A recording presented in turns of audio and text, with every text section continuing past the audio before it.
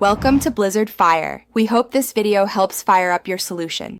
You start by verifying prerequisites: Node, JS 16+, NPM, and a Google Cloud project with YouTube Data API enabled. Once done, create your project folder and run npm in it to generate package. JSON.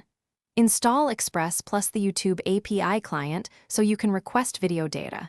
This is how the mini player will populate metadata. You must also create OAuth credentials and an API key in the Google console.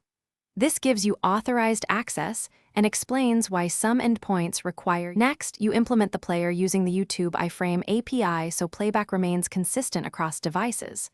Load the API script asynchronously and instantiate YT. Player with video ID and event handlers.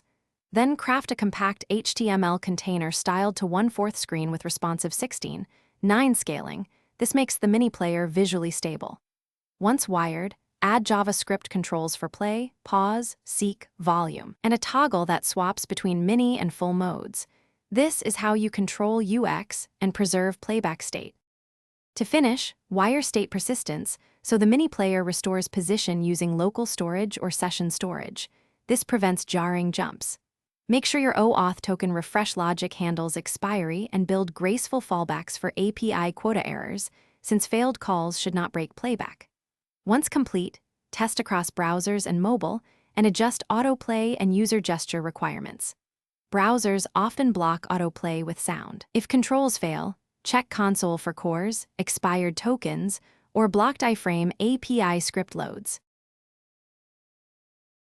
Thanks for watching. If you found this helpful, don't forget to like and subscribe.